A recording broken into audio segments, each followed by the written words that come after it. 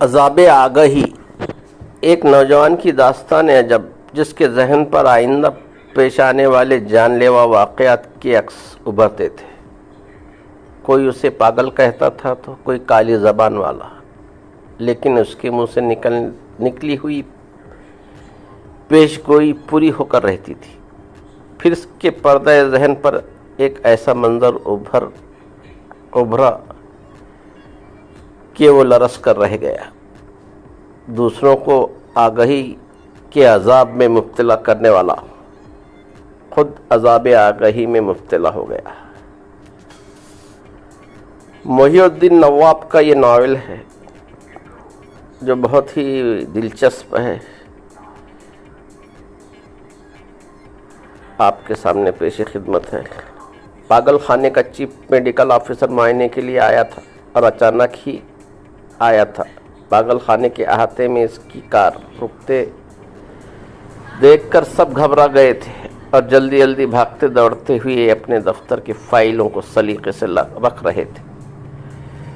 Cricket match देखने वाले TV को अलमारी में छुपा रहे थे। कमेंट्री सुनने वाले रेडियो को मेज के नीचे रख रहे थे। फर्श की दीवारें की सफाई होने लगी थी।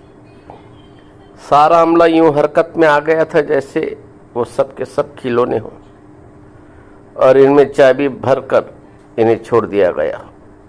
चीफ मेडिकल ऑफिसर को इख्तिसार में सीएमओ कहा जाता है। वो पिछली सीट पर अपनी लड़की के साथ बैठा हुआ था। कार रुकते ही वहां के सिपाही आकर अटेंशन हो गए। एक ने आकर बढ़कर पिछला दरवाज़ा खोला।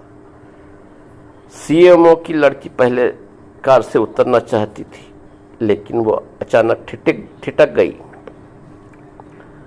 सामने खड़े हुए सिपाही को देखकर इसने जोर से दरवाज़ा बंद किया। फिर अपने बाप से पूछा, पापा क्या यही लोग पागल हैं? सीएमओ ने खिड़की से झांक कर देखा। किसी सिपाही का बेल्ट दुरुस्त नहीं था। किसी के गिरेबान का बटन खुला हुआ था। कोई कुछ देर पहले शेव कर रहा था। ऑफिसर की आमद की खबर सुनते ही ऐसी का अगला भाग, दिलचस्प कहानी का अगला भाग अगली वीडियो में मुलाकात करते हैं। खुदा हाफिज़।